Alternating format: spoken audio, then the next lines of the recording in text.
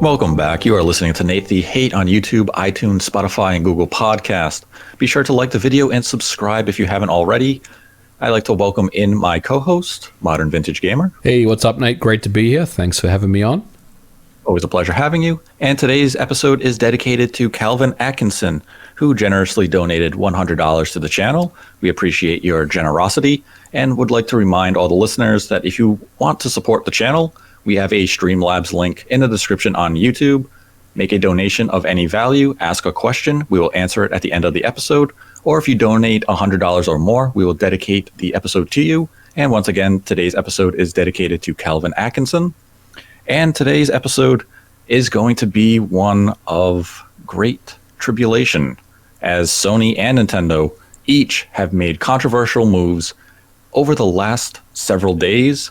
One of them we have known about now for several months, and that is from Nintendo, while Sony sprung an announcement on us out of the blue, and it has upset a lot of people.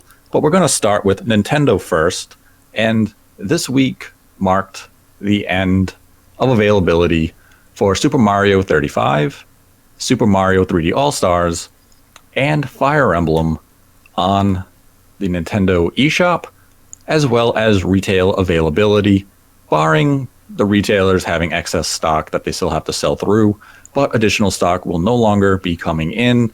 So if you are still looking for a copy of 3D All-Stars, you can check Walmart, Best Buy, GameStop.com. Several of them still have stock, but you will no longer be able to buy the game from the Nintendo eShop directly. And this move is still one that bothers me, and it's a very worrying trend for the industry as a whole moving forward, because Nintendo set a precedent here. They have proven that FOMO, or fear of missing out, can be an effective marketing strategy, and this is reflected in the sales data that is seen with Mario 3D All-Stars. This is a game that has sold incredibly well since its introduction in September of last year, and I'm sure it saw an increase of sales in the last several days because people woke up and said, oh no, this game is going away tomorrow. I had sat on the fence and, I'm going to buy it because I don't want to run the risk of not being able to get it in the future. And I know several people, and I understand this is just an anecdote, I know several people who did purchase 3D All-Stars yesterday, not necessarily because they really wanted the game. They just didn't want to take the risk or roll the dice of not being able to find it in the future.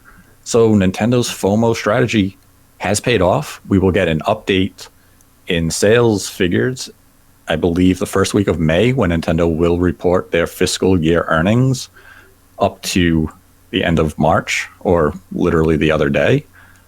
And this is still a very egregious, aggressive, and unnecessary marketing ploy by Nintendo. And beyond just Mario 35th, which is now inaccessible, we had Fire Emblem. And this was the first Fire Emblem game ever made. This was the first legitimate English translation to be released in North America and the West in general. There was the DS remake of Fire Emblem Dragon Sword, and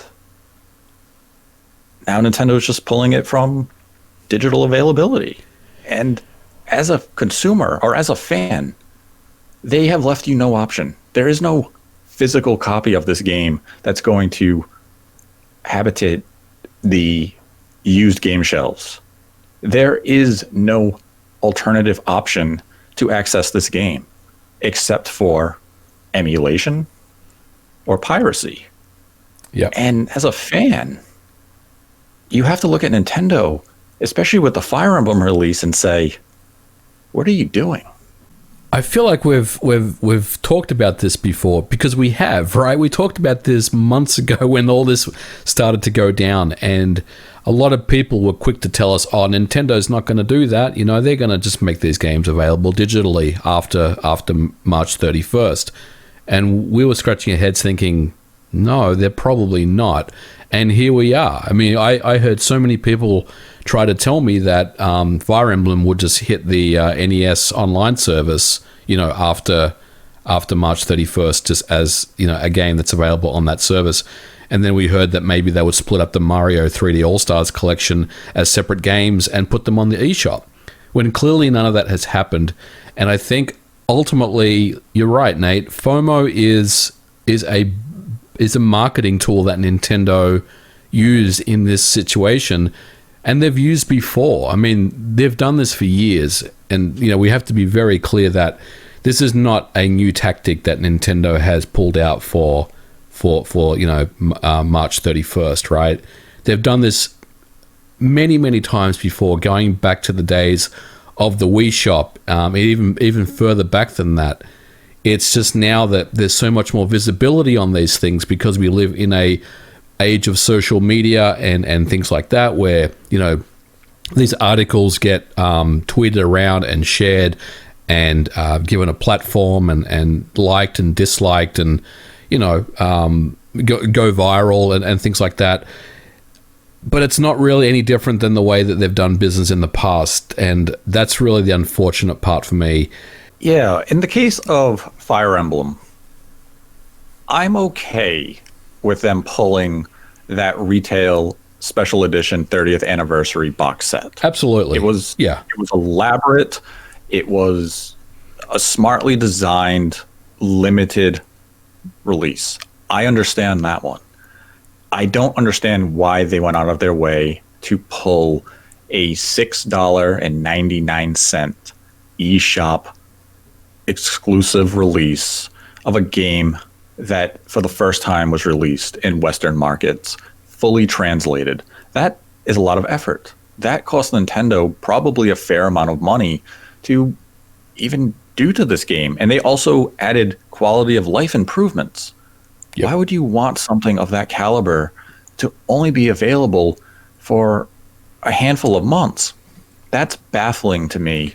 And as you mentioned, they used the FOMO effect as their marketing tool to drive sales of this product, to get you to buy, even if maybe you weren't that interested. I saw people tweet to me saying, should I buy Fire Emblem, even though I don't have that much interest in the game?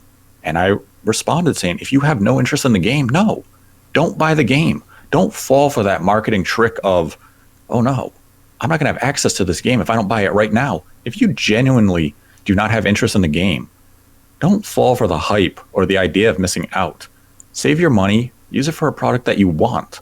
Buying it having that reactionary impulse to buy is exactly what a company like Nintendo wants you to do in these situations. They want you to buy it and say, I don't actually want this game. They don't care. They got your money. And that's what FOMO is all about. Nintendo used this trick well. From a business perspective, it's a very effective tool. From a consumer and a fan perspective, this just creates an anxiety of unknown, an anxiety of, well, if I don't get it now, will I ever be able to get it? And that's just not something that this industry needs. And a lot of people did try to justify it to themselves, saying, oh, it's going to come to Nintendo Switch Online. It's there in Japan. Okay, it very well may come to Nintendo Switch Online sometime down the road. Same with the 3D All-Stars collection. People said, well, they're going to split them up. They're going to sell them for $20 a piece. That could happen. As of now, there's no known plan to do that. And Nintendo has to be careful. I just sit here and I just cannot explain to myself how this is possible, other than Nintendo is relying on that FOMO effect, as you said. And look, they're being anti-consumer about this. It's no other way to put this. It's very disappointing because the Switch does have a long time left to go. And there will be some people that may want to play Mario 64, Mario Sunshine, Mario Galaxy, and they are now in a very difficult situation to do so. And look, people may listen to me and say, dude, you're really kind of blowing this out of proportion. It's not that big of a deal. Okay, in one sense, maybe it's not, but the fact that I have those games on my Switch, but you, as a new Switch owner, as of today, you can't have those games. That doesn't seem right to me. It doesn't sit very well with me, and I don't think any consumer should be okay with something like that. Yeah, that's where I get hung up on it, where if I can't get access to a physical copy, I'll use Xenoblade Chronicles 2 Torna, just as an example. That had a limited run in North America. It had a small print. And now if you want to buy a physical copy brand new, you go to eBay or other secondhand sellers, and you'll pay upwards of $100 for a game that retailed for, I believe, $40. Mm-hmm. Okay, but I have a secondary option. That option is I can go to the Nintendo Switch eShop and I can download that game for MSRP. I have that choice. Yes. I can say, I really want a physical copy. I will spend $150. Or I can say, digital is fine. I will spend $40. That second choice, that complementary option, makes a world of difference. In the case of 3D All-Stars and Fire Emblem, Nintendo stripped away both. They left us with no other choice except a secondhand seller. There could be someone who went to Amazon or any retailer and decided to buy 100 Fire Emblem codes. And now they're going to flip them for, let's say, $50. And you might say, $50 isn't that bad. This is a game that was selling on the eShop for $7. Mm-hmm. Yeah, exactly. $50 is a substantial increase. 3D All-Stars. Thankfully, in the case of that game, they flooded the market with physical copies. The game isn't rare. This game isn't going to become valuable. There are 12 million copies of the game circulating. So if you are planning to be a secondhand seller of this game, you might sell it for $80. And if you're okay with that, do your thing, but know that you are ripping off a person for no reason beyond greed. And Nintendo is the reason that happened. They are the ones creating that artificial scarcity, because this is easily a product that should be available on the eShop. And when I see the counter argument of they might be separate releases down the line, maybe they are. We're talking way in the future. But Nintendo cannot do that in the immediate. And it's for one key reason.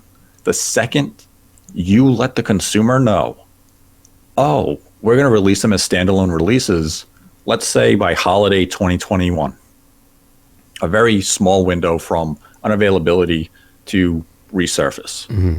They then educate you that you don't need to fear that FOMO effect.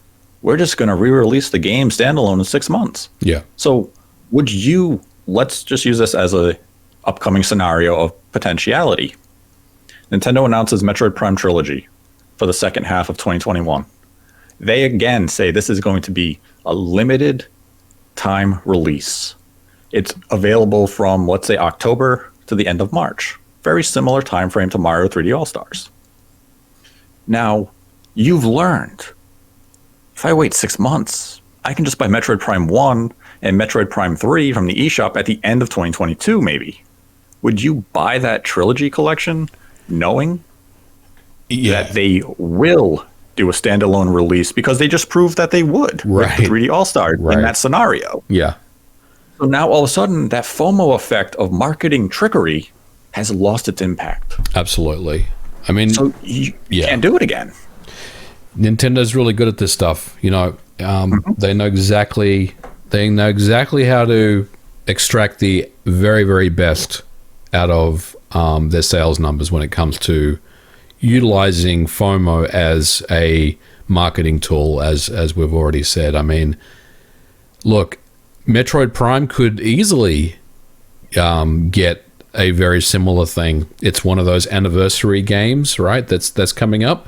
Donkey Kong is something else that is, has an anniversary. I mean, nothing is off the table, as what's next. Zelda, the Zelda collection could also have a very similar launch or a very similar release window as Mario 3D All-Stars has. It's something, like I said, they've done before and they will continue to do.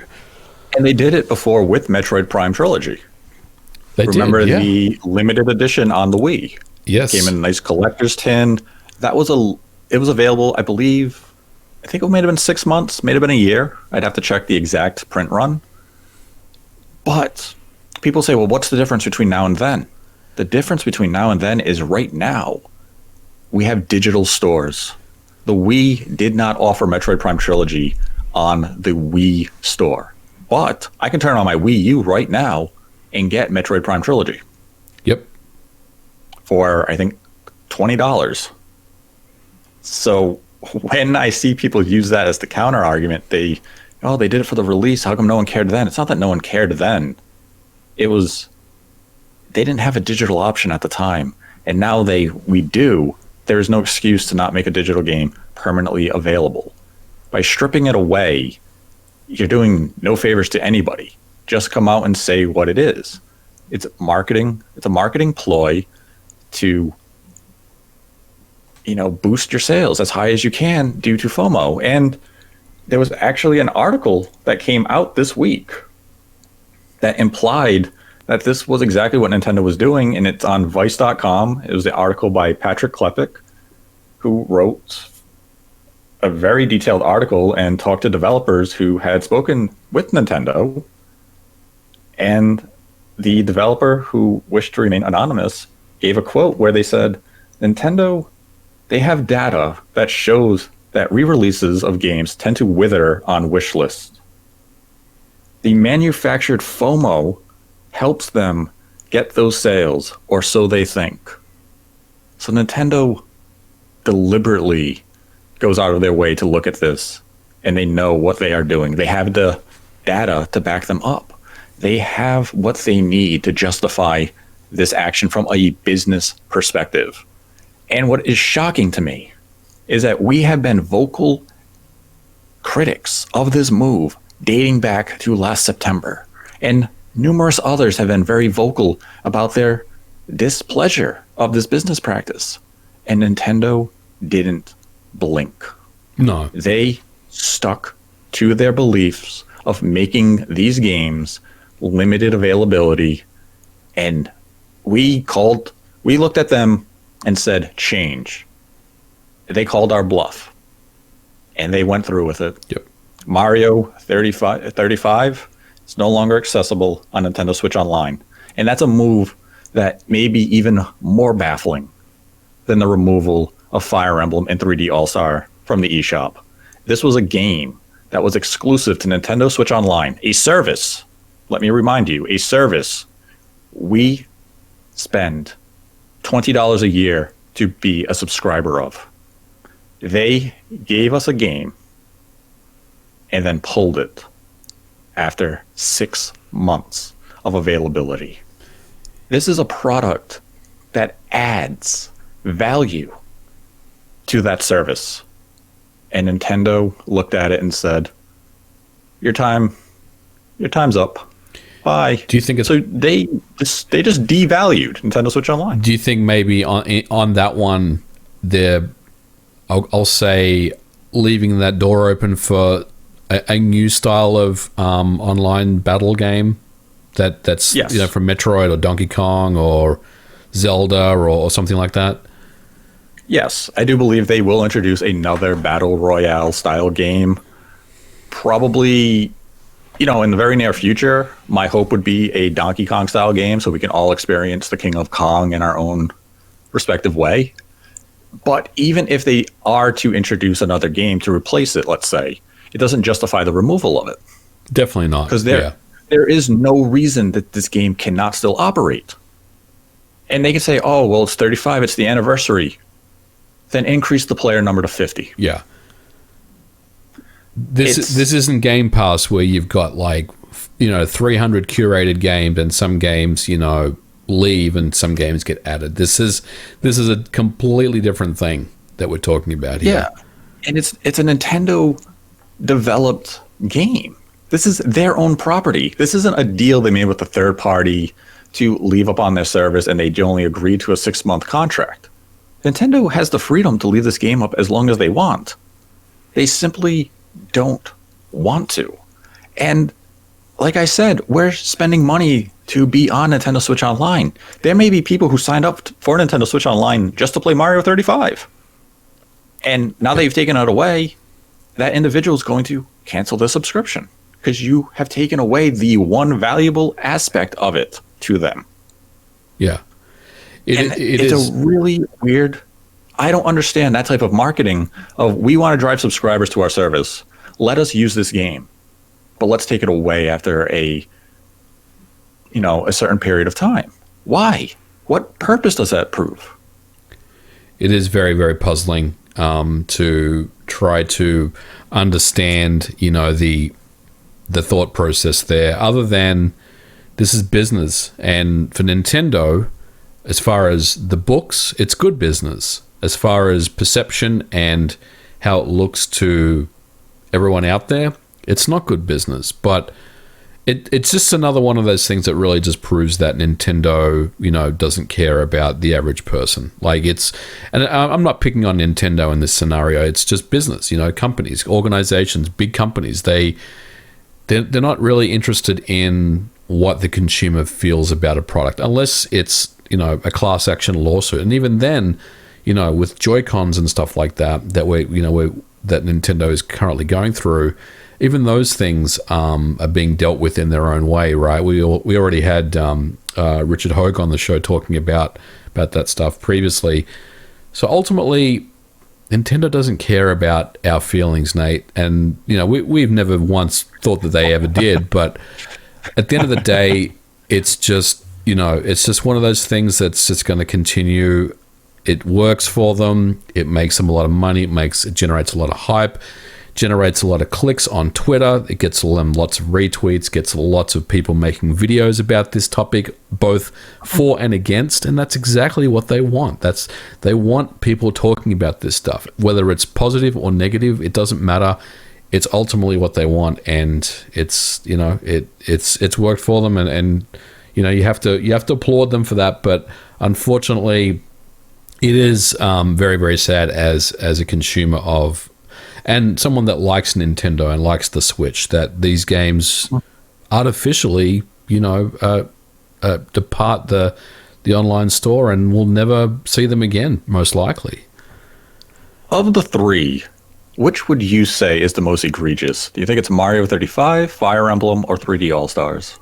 I think, now I'm a little bit, maybe I'm not the best person to ask on this, because I only played Mario 35 for 10 minutes and I thought it was cool, but it wasn't really my cup of tea. I think for me, probably Fire Emblem would be the most egregious, because it is that English translation of this game, an official English translation of this game that I might add is not running emulation, or I think it is running emulation, but they're injecting scripts into it to kind of translate the game on the fly. So there's some pretty cool tech that's going on behind that. So it's not just a game that you'll see come up on the Nintendo Switch Online service at a later date, right? So I think the amount of work that they put into this, and I'm not sure who did it, maybe Nerd did the actual conversion themselves, but ultimately, I think for me, that's the one that hurts the most, because, that's one of those games where I would be feeling like, I feel like playing Fire Emblem again and, breaking out the Switch. And, if unfortunately you don't have it, then you'll never be able to play it. And there could come a point where all the physical copies out there, those codes have all been redeemed anyway. So there's zero chance, because that physical copy is not actually physical. It's just, it's physical, but there's no physical cartridge. So this game could well and truly get lost forever. And I think for me, that's the one that hurts the most, is the most egregious. Yeah, Fire Emblem, I think I would agree that it is the most egregious of the three, because it's for all the points you brought up. Mario 35 is definitely up there, because this was a game that I could understand that when they introduced it, late last year, maybe they had concerns about overall interest. where they say, we're going to make it limited because we figure the player base is going to dwindle over the coming months. And once we take it away, there'll be a vocal audience, but not that many people are really going to care. Every time I booted it up, you got a room instantly. I understand it's only 34 other players, but it seemed like interest had remained high. And people had even done a data mine, which suggested maybe new levels would be introduced. And then Nintendo just pulls it. This is the type of game Nintendo could have looked at server data and said, hey, we're still bringing in, just for a number, 1 million active players every day. Let's backtrack on this one. Right. Or let's announce we're pulling it at the end of March, but we have intentions of bringing it back later in 2021 with a higher player count. Just so it's, okay, you're taking it away, but we know it's coming back. It's going to be even better. It would have calmed people down, and it would have at least showed that Nintendo was willing to listen and keep fans happy. Instead, they didn't blink. They said, this is what we said. We're sticking to it. Say bye. And there goes the game. And it's not even a game you can play offline. You no longer have access to this game. Well, I think that's the thing that makes Fire Emblem so egregious to me, is that, once we're beyond the end of the Switch and whatever is after the Switch, if you have the Fire Emblem game on your machine, you could still play it. Doesn't matter if you're online or if you're offline, right? It'll just still work. And correct. And that for me is the part that really kind of hurts on that one. Mm-hmm. Overall, yes, we knew it was coming, but this is still a very dark day for Nintendo. Yep. This is not something the industry should embrace. And this goes for any company. Nintendo is just the recent example of this. But if you're Microsoft, Sony, Stadia, whoever, this is not an industry practice that you want to look to and say, let's replicate that. Do not release a game on a digital platform for 6 months and then pull it.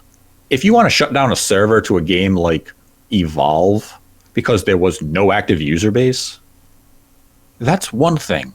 The game still exists, and if you could play it offline, at least you can play the game like, what was that horrendous EA game, ATB? Yes, ATB. I believe it was. That's the one. Like, it was like, they shut down the servers like within like a month because nobody bought the game. And it's like, okay, well, nobody's playing the game. We have the data to show nobody's playing our game. Nobody bought our game. It's still a very shoddy practice to shut down and deprive those individuals who bought your game access to it. But with Nintendo here, they just said, we're not doing this anymore, bye. So the industry should not look to Nintendo and say, let's replicate this. This is the exact thing you do not want to do. So look to it and say, let's not do what Nintendo did. Let's do better. But having said that, we had Sony. And Sony did not have a good week themselves. They had a pretty rough week, all things considered, I would say. Yeah, Sony had a really rough week, but for a different reason, but the two are very similar in nature. Sony has officially detailed that they are closing the PlayStation Store on PlayStation 3 on July 2nd, and that the PlayStation Vita and PlayStation Portable stores as well. PlayStation Vita store will shut down on August 27th, and the PlayStation Portable store will officially retire on July 2nd, same date as the PlayStation 3. And this, like Nintendo, from a business standpoint, I understand this. This is likely a case, at least for the PSP and the PlayStation 3, where you're looking at it and you're probably Sony's gauging overall sales on the platform, saying it's costing us more money to keep these servers operating than what we're bringing in overall revenue. And, again, from a business standpoint, it may make sense. The PlayStation Vita, this is a very different matter. This is a system that, yes, it was discontinued in 2019. So we'll say 2 years. But this is a platform that has received brand new games and was set to receive new games later this spring and even this summer. And Sony was selling dev kits for this platform as recently as last week. The PlayStation Vita handling of the store being shut down is nothing short of a disaster from Sony. They did not communicate with business partners whatsoever. Yeah, it's not a good look for them. The optics here are not great at all. I mean, from what I understand, only a very select few of first parties were informed that this was going to happen before it happened. And, you know, if they were selling dev kits or if they were, you know, selling equipment to developers, then obviously the people that are responsible for that particular part of Sony that you know, handle hardware and sending them out didn't get the memo either. So where did this come from? I mean, it obviously came from the top, you know, or somewhere up the top. And I think a lot of people were blindsided by this, and some people within Sony themselves. But I think ultimately the real sad part about this is that there are studios out there that are working on Vita games. And look, you know, you may say, well, why in their right mind would they be working on Vita games in 2021? And the answer to that is because they have sales data that proves that they can make money, you know, making Vita games, right? So they're not doing it, you know, to sell 500 copies. They're doing it because they have, you know, some sales figures, marketing figures that show that they can turn around a profit making Vita games. So there's still a market there, you know, to make games and sell games and make money doing that.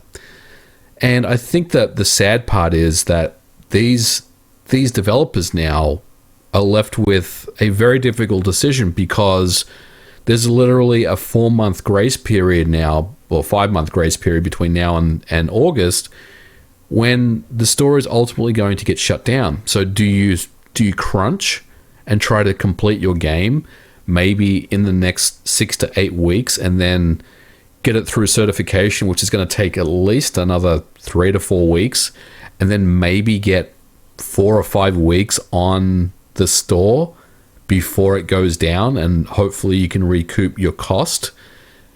Or do you just pull the plug, right? And pulling the plug means you've obviously spent a lot of money on the game that you may not ever see again. That just may be money that's gone down the drain, because it's not that trivial just to say, well, we'll just port this to the PS5 or we'll just port this to the Switch. You know, it all depends on what middleware the game was using to begin with. Was it using Game Maker, or was it using Unity, or was it some custom thing? It's very, very unfortunate. And I think ultimately Sony really should have given more of a grace period for the Vita specifically. Like the PS3 and the PSP stuff, I agree with you on that.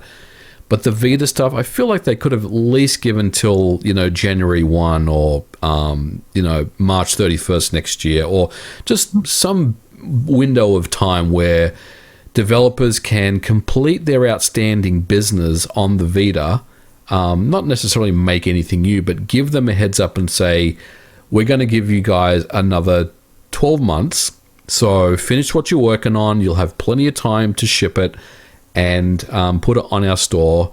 But, you know, we can at that point not approve any new games that you try to apply for and go through that same process. And obviously they didn't do that. They just basically took the knife out and just severed the cord. And I think that's the real sad part as a developer, and the confusing part as well. And yeah, the situation with the PlayStation Vita is it's very aggressive.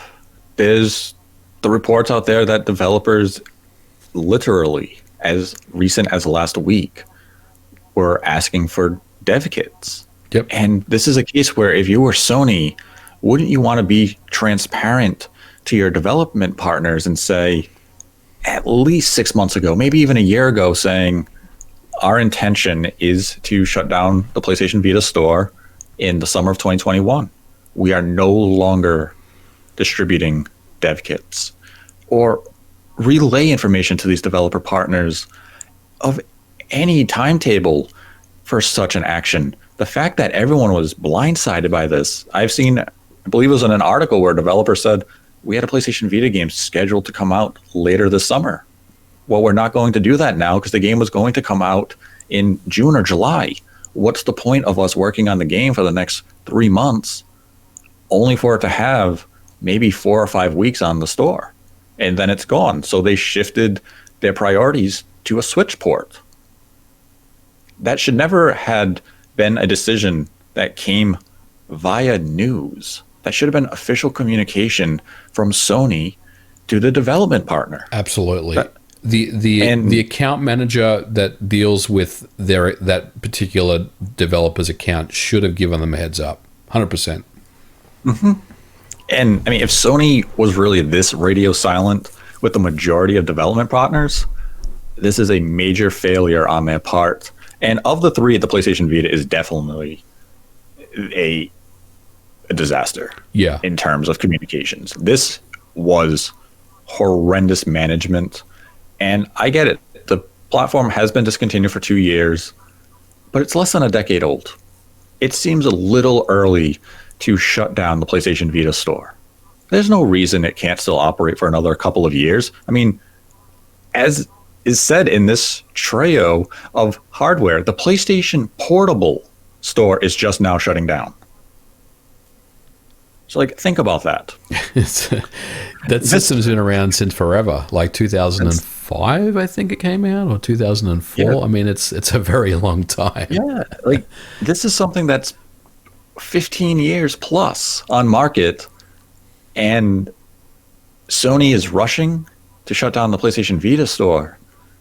And as far as we can tell, it's still a very active base. There are people still buying Vita games. Developers are still supporting the Vita with new software. So what was the rush? What was the cause of complete lack of communication to developers in this case?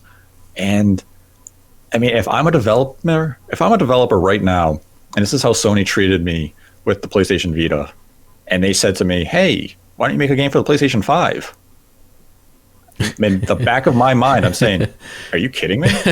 You think I'm going to make a PlayStation 5 game for you guys after the way you treated me, knowing I was making a PlayStation Vita game that I had coming out later this year, and you just never gave me any warning that I was only going to have 3 weeks of digital shelf time? Yeah. Like, I'm not making a game for you. I'd go to any other company before I'd come back to you, especially on an exclusive basis. Like, right. No way. You treated me incredibly poorly, and you don't deserve my respect or my support right now. You have to earn it back. Yeah. And I mean, that's what this says to me, is Sony didn't respect their development partners. Absolutely.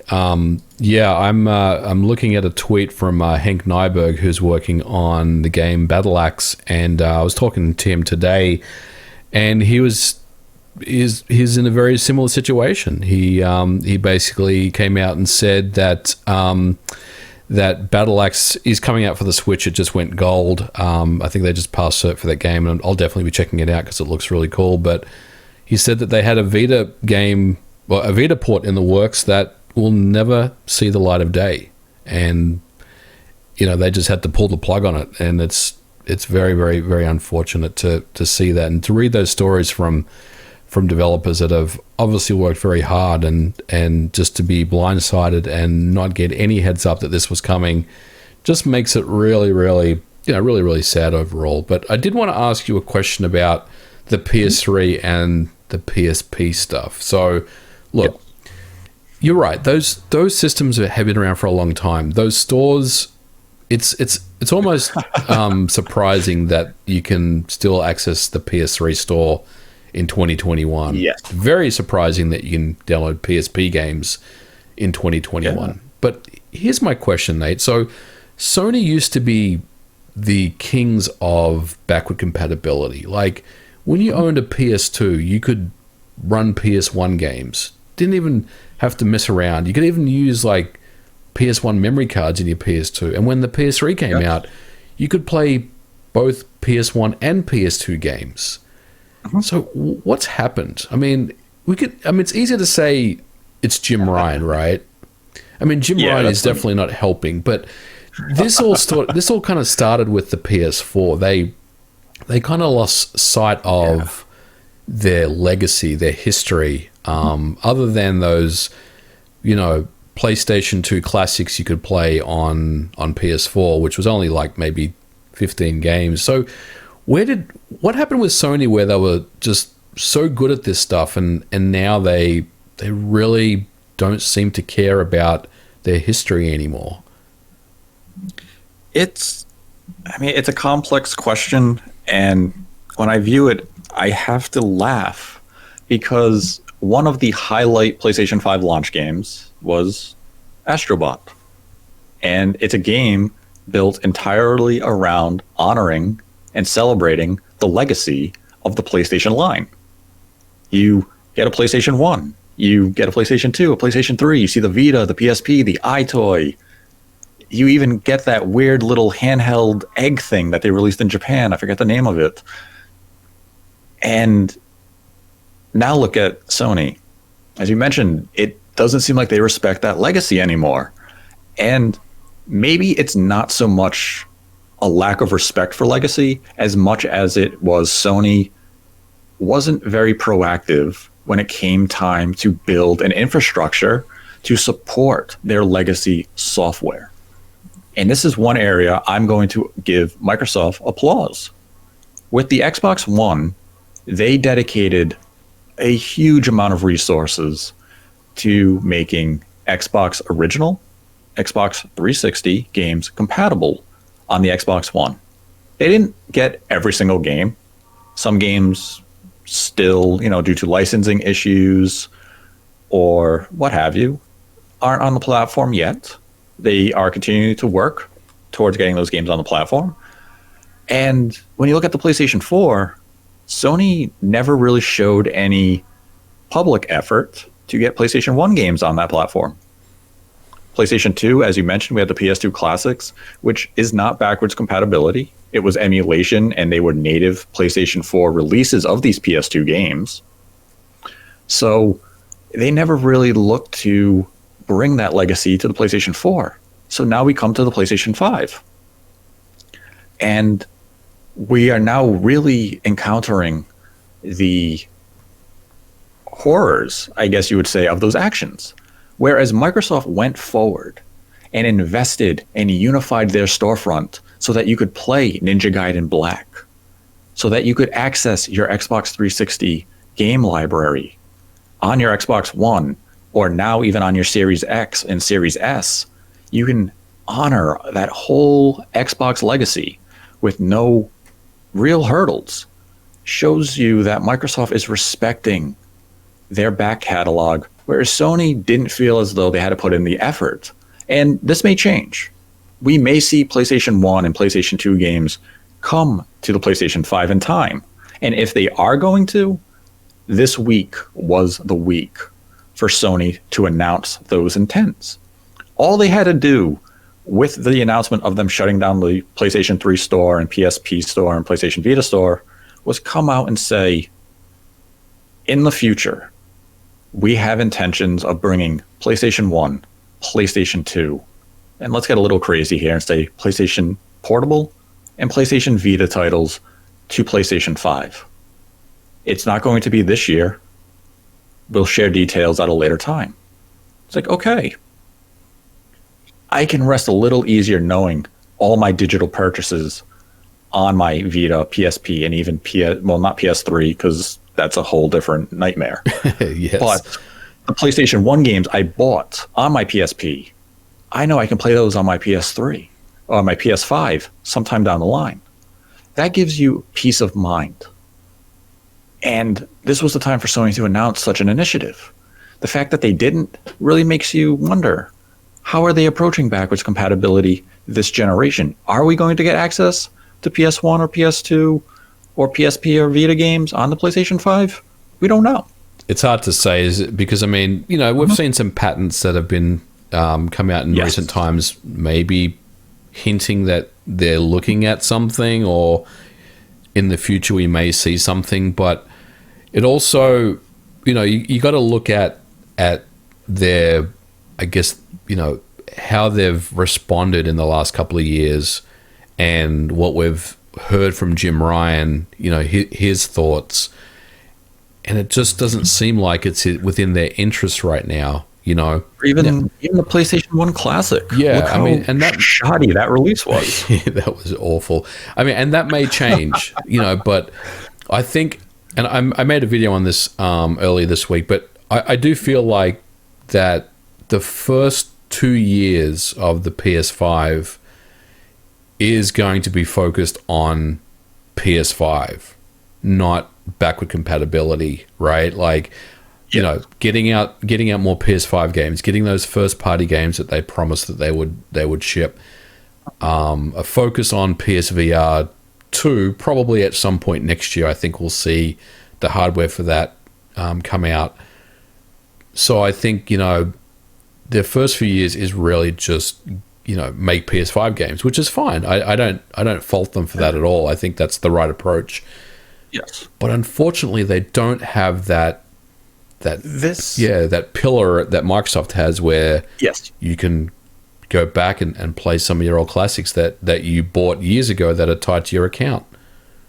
Yeah, this is something that Sony should have been building upon with the PlayStation 4. So that when we transition to the PlayStation 5, we had that unified storefront, because we do kind of have one.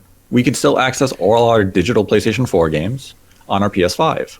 So it does exist, but they should have started to build an expansion to include those PlayStation 1 games that we had downloaded on our PS3 or our Vita or our PSP to be included.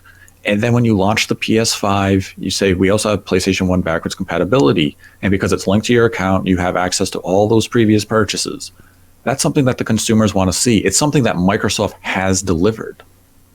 Every digital game on your Microsoft account dating back to the 360, you still have access to, unless there are licensing issues. Yeah. And, the game was delisted. Actually, even in that case, would you still have, I think you could still download it. In some cases. In some cases you can. I have, so I have Ninja Turtles tied to my account. I have Simpsons tied to my account. I can't play those games on my Xbox Series S. They're not available. Right. Yeah, those were Konami releases, and they don't have the license anymore to those. So, but like generally, except for the licensing issues, you can re-download these games. That is an amazing setup. And that's something that Sony and Nintendo is not innocent in this. They also have to begin this unification of storefronts and with accounts in general. Like the next Switch, if for some weird reason Nintendo decides to switch their account system again, and we don't have access to our current digital games, that deserves outcry. That deserves a huge backlash. Because we can look at the Wii U. You had the Virtual Console. People bought Earthbound Beginnings, whatever else.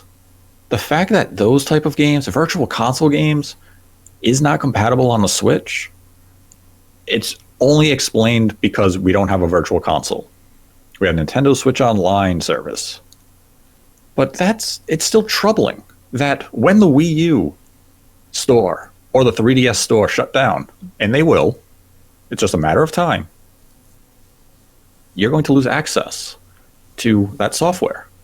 You can re-download it, but those games are gone. Very similar to the PS3 and PSP situation here. You're going to lose access to all that stuff again.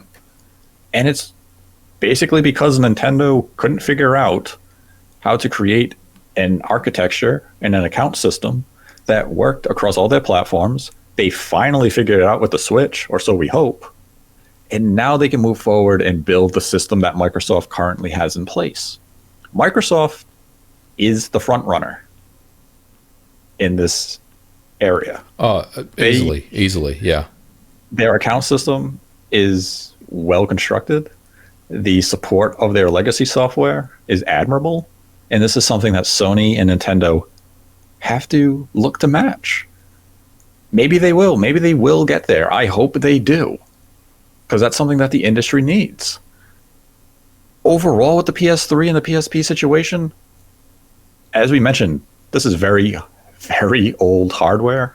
This is something that I'm sure a lot of people were kind of surprised you can even load up the PS3 store in 2021, because it barely loaded when the PlayStation 3 was in its prime.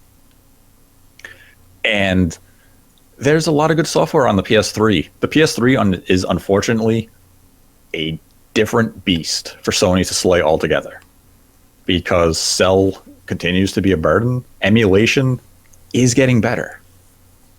I don't know if we'll ever see PS3 backwards compatibility come to the PlayStation 5, at least not natively, but maybe one day we can hope.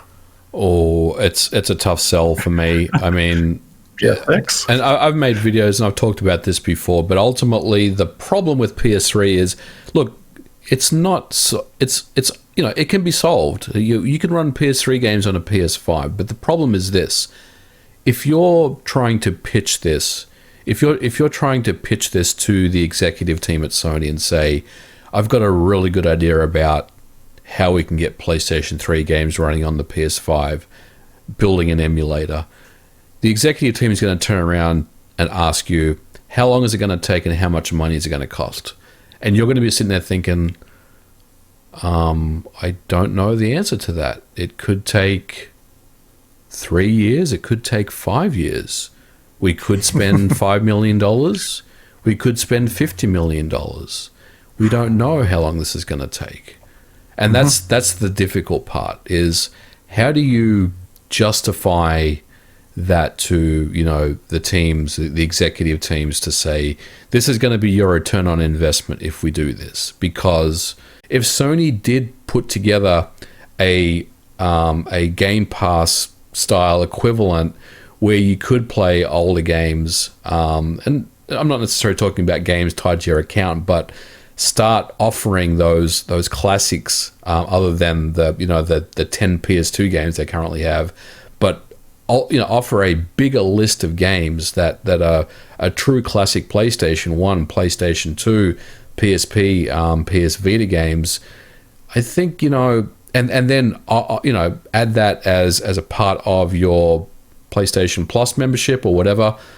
I mean, it's just going to make money by itself. I mean, there's no real reason to not do that in that sense, because it's that thing where the people that have Netflix subscriptions don't want to cancel them. They want to continue them just to, keep checking out what's on the service next month and whatnot. And I think that's what they really need to start thinking about. Start offering these things up in a service type model where, you have a Game Pass style API or a Game Pass style interface where you can allow people to play these games again. Because I think if you start doing that on the PlayStation 5 and beyond, we won't have to have these conversations about Sony not respecting their history anymore. I think that would be good strides towards getting that, getting good with the community that desperately wants to see this happen for them. I do wonder if Sony looks at PlayStation Now and sees maybe a low interest percentage of their PlayStation 2 offerings, and that makes them a little hesitant on really looking at that back catalog, going back to PlayStation 1 and PlayStation 2 to bring them forward with a backwards compatibility program to modern systems. I think you're right, but they also have to remember that the PlayStation 2 was the highest selling game console as of the 1st of April 2021. So they have to somehow try to tap into that and figure out how to,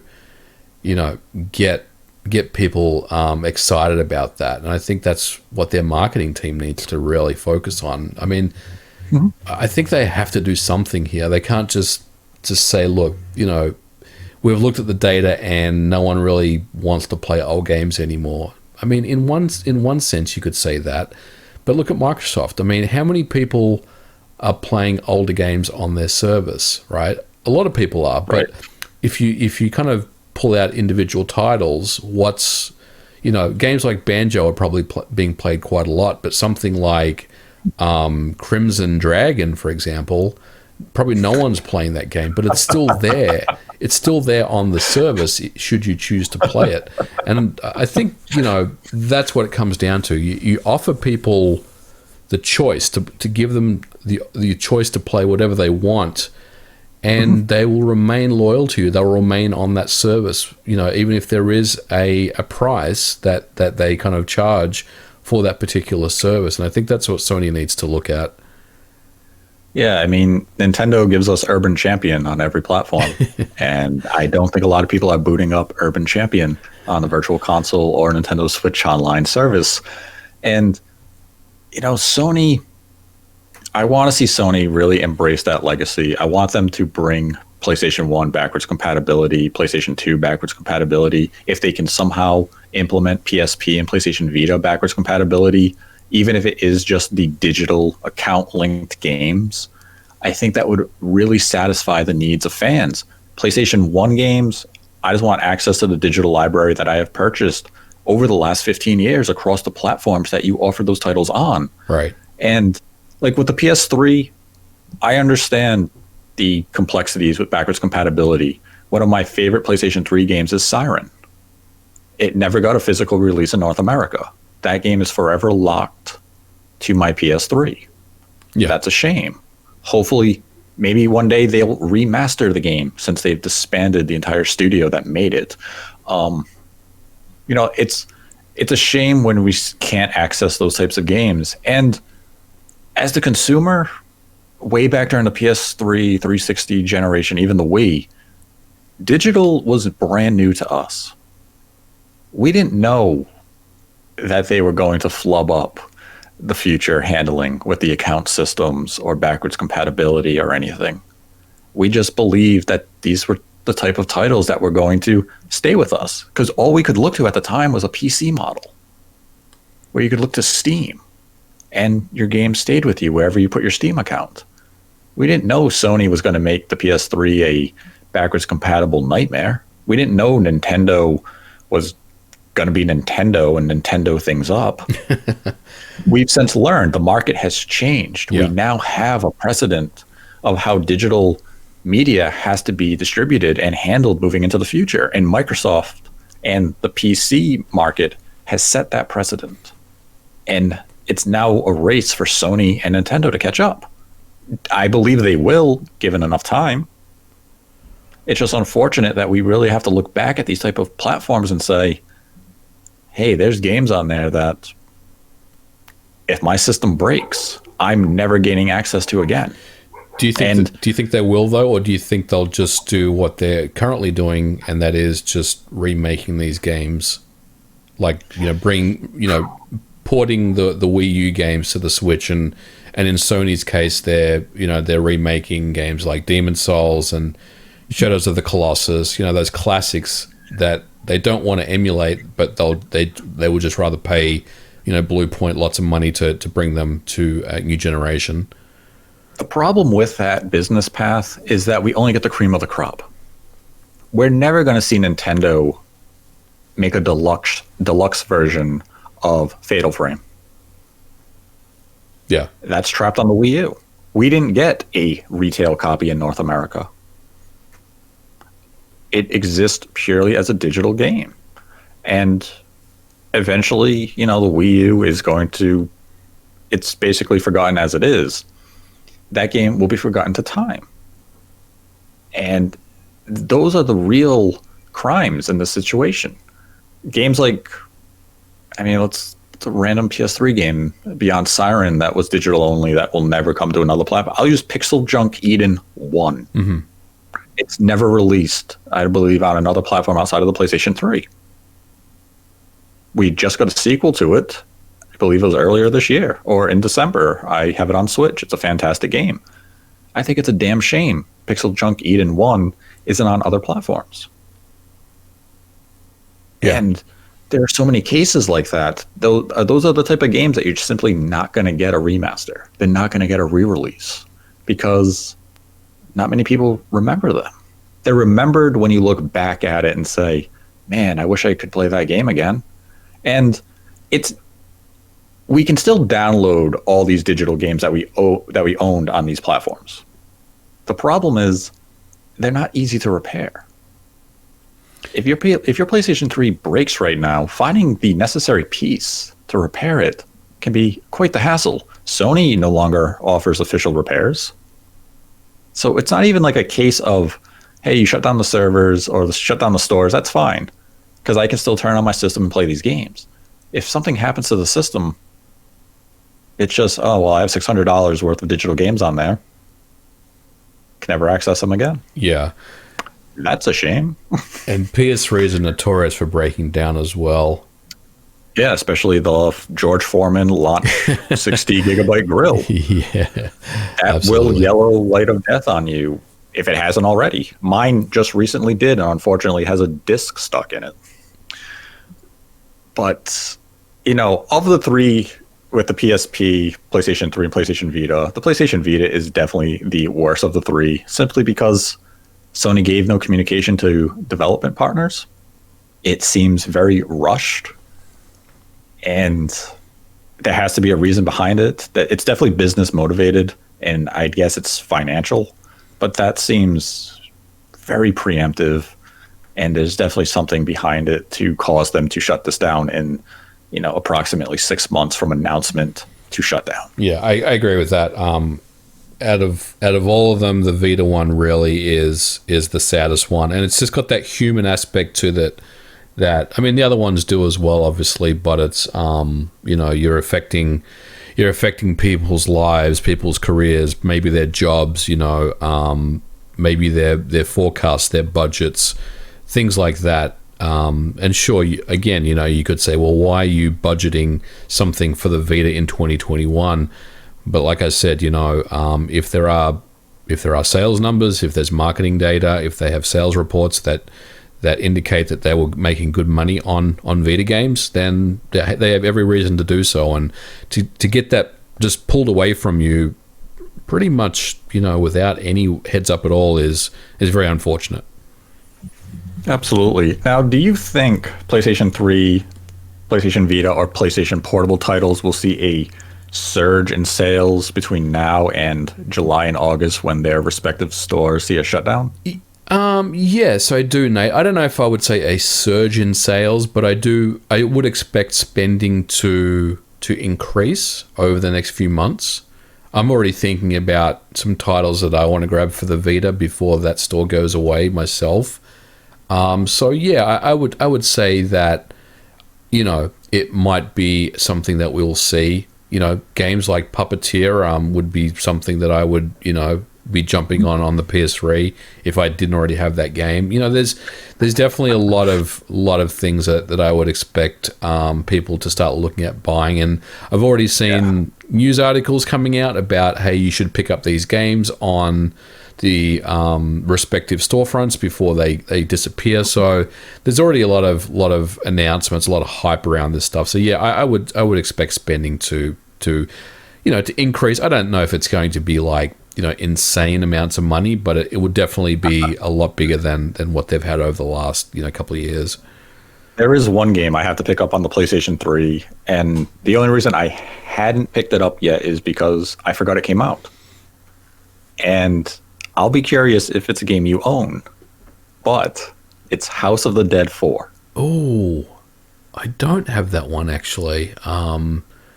Never got a physical release in North America, and it's not expensive. It's actually a very cheap game. I have to get that. Yeah, I'm mad at myself that I didn't buy it when it first came out.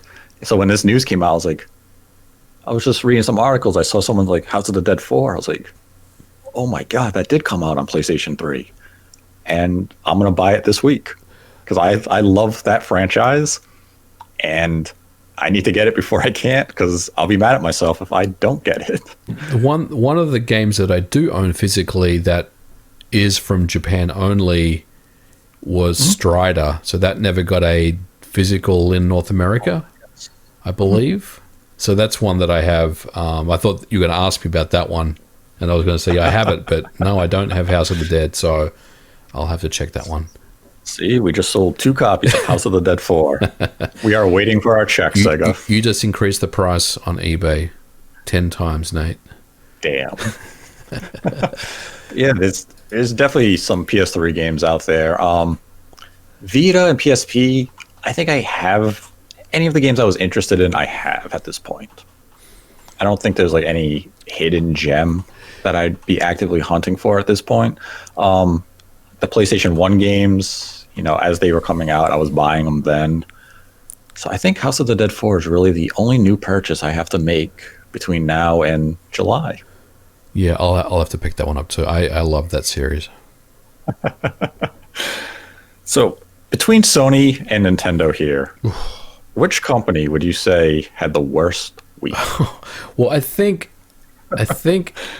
perception-wise, to the public, I think Sony had the worst week, if you just kind of lay it all down on the table. But how I feel, personally, I feel like Nintendo is more at fault than Sony is. Yeah, I'll agree with you there. I think from a perception and optics point, Sony looks worse. This was sprung on us very last minute, very limited window in terms of the news breaking and the shutdowns occurring. Nintendo did announce this. They were transparent with it way back in September when they announced these games. But where I will hold Nintendo a little more responsible is that in Sony's case, we're looking at 2 of the 3 are dated, if not ancient hardware. It's unreasonable to really expect the stores to remain operating on those native platforms after 15 years of, vacancy. Whereas Nintendo, they're doing this on their own. They decided to pull Mario 35th. They decided to pull 3D All-Stars from digital and store shelves along with Fire Emblem. None of this had to happen. Leaving the PlayStation 3 and PlayStation Portable store operating in this day and age, you can understand why they would take it down. The PlayStation Vita is a case of they should have given a lot more notice to everyone involved.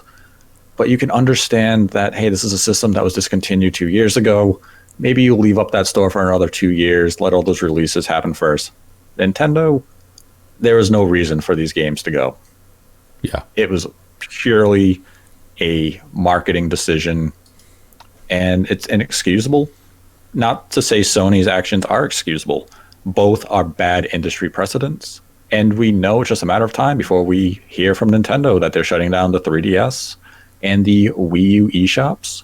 It's going to happen sooner than later. We've already seen some Wii U games get delisted and 3DS games get delisted, so it seems like it's probably just over the horizon. The sun will set on those 2 platform storefronts incredibly soon. So, but right now, publicly, yes, Sony looks worse, but I don't like Nintendo's practice this week. This is something that could have been avoided. Yeah, agree. Now we can move into some of the Streamlab questions this week because we have quite a few. And our first Streamlab comes from Jackie G, who donated $1 and writes, if the Bandai Namco next presentation is real, how soon do you reckon it will happen? Theoretically, if Tales of Arise was going to be there, it would have to happen before June to fit in what they've announced so far. If there is a Bandai Namco next presentation, I would honestly assume it would be middle half of May, around E3 time. I think they'd want to kind of keep it in that window to generate some excitement. But I'll give a more general window. I'll say second half of April to mid-May, if it's real. Then had a $5 donation from the name's James, who writes, I was surprised by the conversation around Switch Pro backwards compatibility, because the X1 is mobile ARM. I assume the Switch revisions would be like phone SoCs. How does a game like Call of Duty Mobile run through SoC generations? Do they have to patch yearly? Generally speaking, no. They should just be compatible. The difference between the Switch revision SoC and something like, an Android device or a phone is that the NVIDIA graphics API, NVN, and the low-level microcode and all that stuff needs to run on the newer SoC. So I think there's work that needs to be done there to get those running. Something like the Android device, you're basically using ARM-based chips from a very, very similar family. The APIs are very well developed and matured out by now, where it's something that you can just build, a kernel on top of these devices pretty easily, and then run those games on top of that kernel. But the Switch stuff it's number one, it's proprietary. It's fairly new as far as compared to the Android stuff. And yeah, I mean, if we're talking about NVIDIA building a new chip, then they have to ensure that it is compatible with their existing, TX1. A very good detailed answer. Then had a $3 donation from Corey, who writes, I love the Fallout series and have held out hope of it coming to Switch. I thought Skyrim was them getting their footing for it. With Microsoft buying Bethesda, should I continue to hope? Or take my hopes behind the shed and bury it? Keep it up, guys. I think it's time to take old Yeller out back. It's not to say it's impossible for such a release to happen. It's still something that Microsoft could say, hey, Bethesda, you want to port Fallout 4 or New Vegas to the Switch because we're working on it? We support that. We have to remember Bethesda is still going to operate as its own publishing label, even under Microsoft's umbrella. So such releases are still possible. They're just more unlikely. So I wouldn't hold out hope. It might be a sliver of a chance, but I wouldn't be waiting on Fallout to come to Switch anytime soon. Then had a $1 donation from Liam Werner, who writes, in the last episode, you suggested a Switch Lite Pro with DLSS around 2024. I get that's pure speculation, but if it does happen, why wouldn't Nintendo enable DLSS in handheld for the Switch Pro? We technically don't know that they aren't, but it's assumed. Well, correct. We don't know that they aren't going to have DLSS in handheld mode of the Switch revision. It very well may. It may not. We don't know those details and specifics yet. The best case scenario is that it will be there, because as we talked in a previous episode with John Linneman of Digital Foundry, it could actually use less battery and energy to upscale an image from like 540p to 720p than the native 720p image.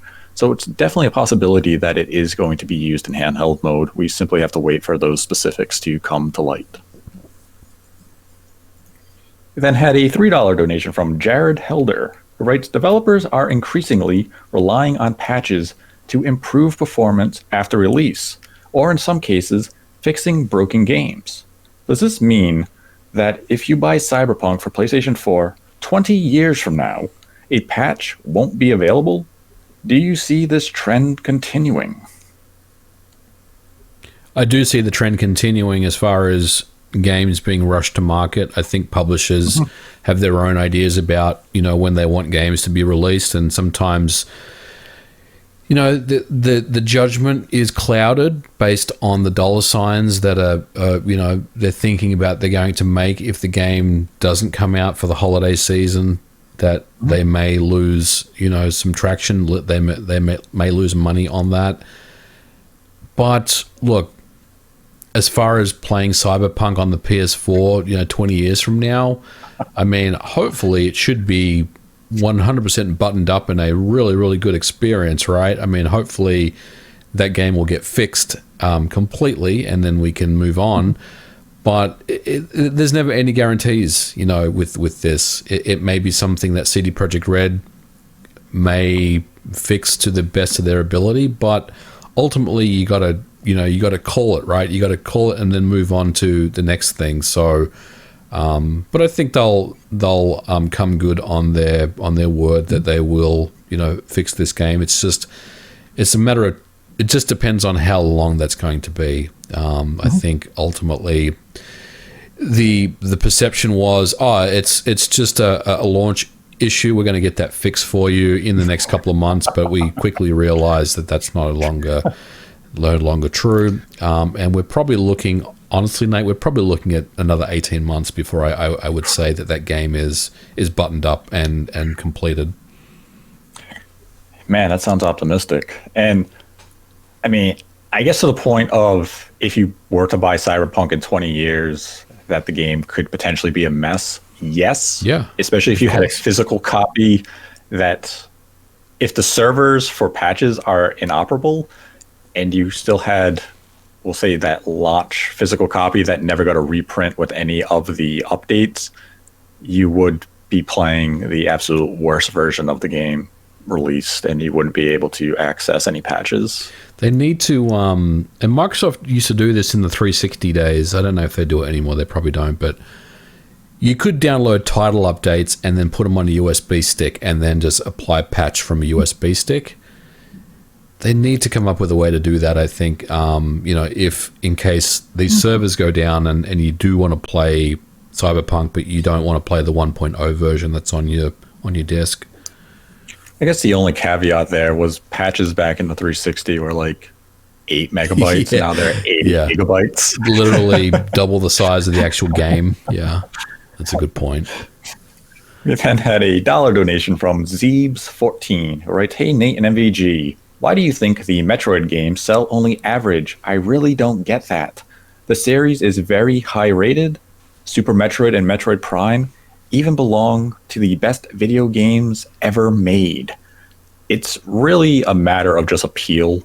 The Metroid series, for whatever reason, has very limited reach and appeal. Metroid Prime, when it shifted into first person, was a revolutionary moment. It definitely brought in new interest from the gaming community, but we have to remember it was on the GameCube, one of Nintendo's worst selling home consoles. And by shifting to first person, especially in the year it did, it was going up against still the perception of Halo. First person was Halo during that generation, and Metroid Prime wasn't a first person shooter, it was a first person adventure game. Super Metroid, it sold well on the Super NES. I mean, by no means it's nothing that we would consider a headline sale by today's standards.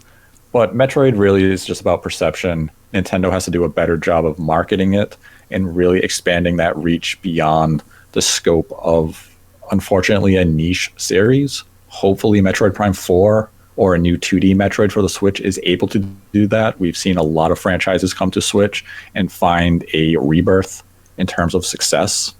So maybe this is going to be the generation for Metroid to really expand its reach and achieve new heights and become mainstream popular. We'll find out when we get an original Metroid game on Switch. We then had a $3 donation from Starwin88, who writes, "What's up, Nate and MVG? Big fan of the show. I wanted to know which port has the most likelihood of coming out this year for the Nintendo Switch. Metal Gear Solid HD PS3 Xbox Collection, Dead Space Collection, or Batman Arkham Collection. None of the above." Pick one.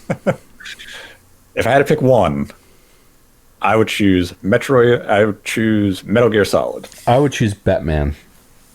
You would. Actually, that's a great series of games, the Arkham games, especially if it includes Origins. Yeah, I think that could, if it did happen, that could sell pretty well on the Switch. But Metal Gear Solid 2 and 3 and Peace Walker on Switch? Yeah, I mean, that's, nice. That's a unicorn. Sorry, Dead Space.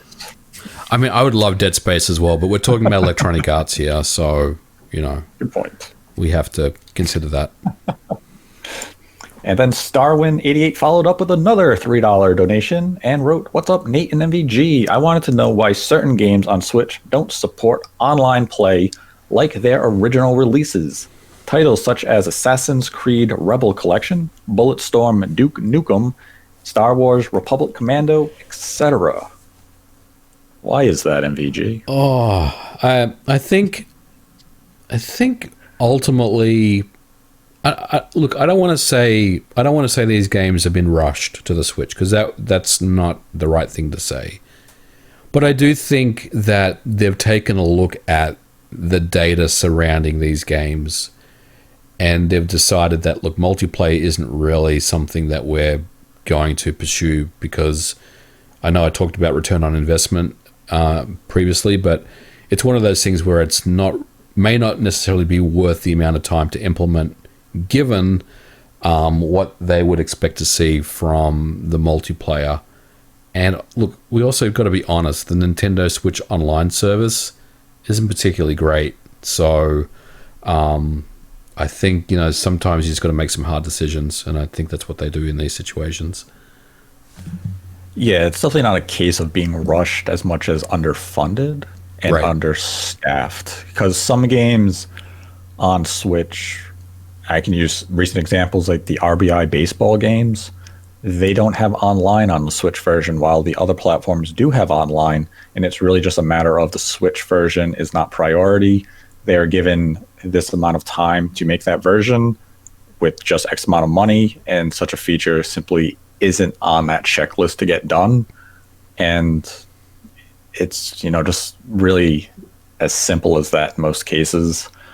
But if the Switch had probably a better setup for the online network, and they saw enough user data that suggested online is a vital aspect to Switch gaming, you would see publishers prioritize it, but I don't believe there's enough information for them to reference to make it a priority in a lot of these ports. Then had a $3.97 donation from Matanui, who writes, "Sup, my dudes. As on the Spawncast channel, I wanted to know your take on the chances of getting 2 to 4 more fighters for Smash Ultimate. There seems to be room for 91 fighter slots in total before the game crashes when you try to add more." Nintendo's been pretty transparent that this character pack is the final one. Maybe they decide to add another 2 just as like thank you for the continuous support over the last several years. But I think Nintendo means it when they say this is it. We're done when this character pack is finished at the end of this year. And then Matanui followed up with another $3.97 donation, who wrote, "Them hoes be mad of characters stashing, but the bros will always be grateful for smashing. Thanks, boys." We then had a $3 donation from Absolutely Not RGT85. Oh, God. Right. "Hey guys, love the show. What the heck happened with Balan Wonderland? I was very hyped, and it ended up disappointing me and my friends, and now I'm getting a lot of grief by hyping it up. Any hope of it getting patched at some point? Thanks." I never played the game.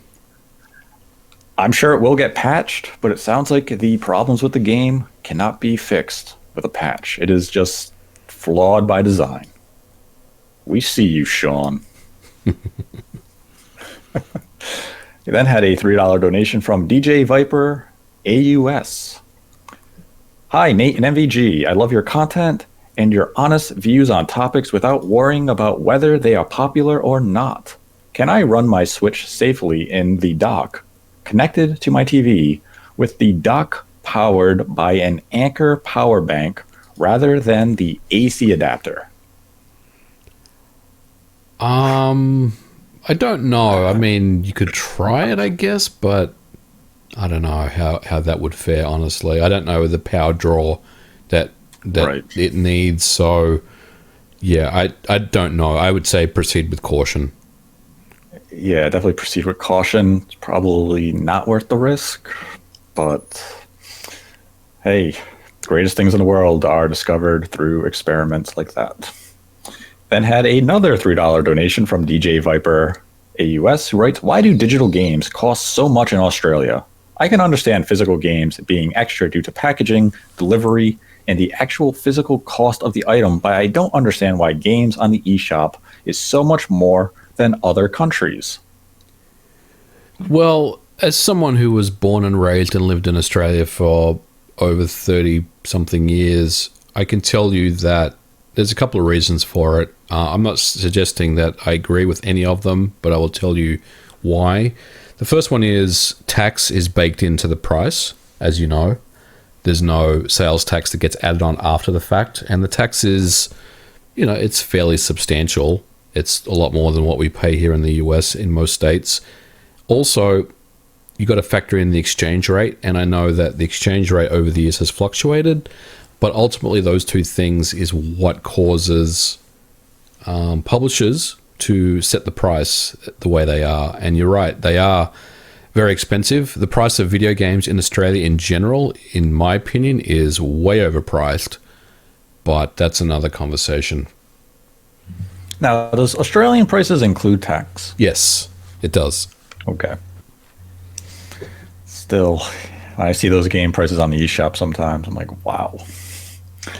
Then we had another $3 donation from DJ Viper AUS, who writes, why is it so hard for people to believe that a Switch could be released for $400? In Australia, that is $50 less than price of the current Switch and $170 less than the special edition Monster Hunter that just has Rise released. So $400 is a bargain. I mean, I think that Nintendo has never released a system over $350, so I don't necessarily know if it's something that might be a failure, but it's definitely uncharted waters for them, I think.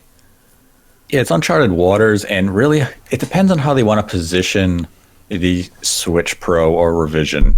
If they're not too concerned about the overall impacts in terms of hardware sales that it would drive, and I mean, do they want it to sell 50 million units, or do they just want to sell, like 25 million units? The $400 price is going to be perceived as differently. If Nintendo is going for that lower figure, they're going to price it at as high of a figure as they can, because they're not really looking for it to be that strong bull to lead the platform forward. They just want get those few million sales, high price, bring in that revenue and that profit. If they really want to make it more of that mainstream appeal console, you might want to price it a little lower so that it has that wider spread appeal to the consumer base. So that's really what marketing is. It's about perception and appeal. Yeah. And pricing is that psychological factor where you have to play that role perfectly to get that interest from the consumer, because PlayStation 5, the Xbox Series X, they are expensive. There just happens to be a very large base right now who desires them and is willing to spend that price. But once that initial wave of first adopters wanes off, then that's where you begin to see, some of those price drops, the introduction of bundles. The Switch at $299 is just a very appealing price, and that's why Nintendo hasn't had a price drop, because consumers see that and say, that's a deal. That's a fair price for what you're offering. We can invest on that. So that's what Nintendo really has to figure out with the Switch Pro. It's not that $400 isn't possible. It's just, is there going to be a psychological barrier at play? You then had a $3 donation from Steven Occupations, who writes, it saddens me greatly to know that soon I won't be able to access the stores of my first gaming consoles.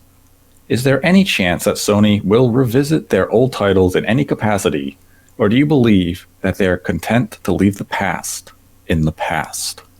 Well, as we touched on in this episode, I do have hope that Sony will bring at least PlayStation 1 and maybe PlayStation 2 games to PlayStation 5 via some form of backwards compatibility. PlayStation 3 will likely remain in the past for the foreseeable future, but I do think Sony has some sort of plans to bring at least PlayStation 1 era games to their platform. Then had the $100 donation from Calvin Atkinson, whom this episode is once again dedicated to, who writes, I've seen a lot of HDMI adapters for N64 and GameCube on eBay. but have been reluctant to get them because I'm worried it could affect the resolution and have heard that the controller input can lag. Should I get these or wait for Nintendo Switch Online to add these consoles? I think you'll be waiting a while before you see GameCube added to Nintendo Switch Online. Agree. I think if you want a HDMI solution, you're right. Don't bother with the stuff on eBay. They're cheap and they're not very good. I would look into the Ultra HDMI mod for the N64 that offers a high quality tap directly from the video signal, and that would offer you the best image quality by bar none. We then had a $25 donation from Zadia Quest. No question. And if you'd like to support the channel, we have a Streamlabs link in the description on YouTube below. You can make a donation of any amount, ask a question, we will answer it at the end of the episode. Donate $100 or more, we will dedicate the episode to you. And once again, today's episode is dedicated to Calvin Atkinson. And I'd like to thank my co-host, MVG, for joining me as always. Always a pleasure. Thanks for having me on, Nate. Always. And be sure to check MVG's video about the PlayStation Store shutdown on his channel, which is linked in the description below. Let us know your thoughts on Nintendo's action to delist Super Mario 3D All-Stars, Super Mario 35th, and Fire Emblem from the Nintendo eShop and from retail shelves, and your thoughts on Sony shutting down the PlayStation 3, PlayStation Portable, and PlayStation Vita store, and how their actions to not notify PlayStation Vita developers is just a heinous, unacceptable action by the company, in the comment section below. And be sure to like the video and subscribe to the channel if you haven't already. And until next time, continue to embrace the hate.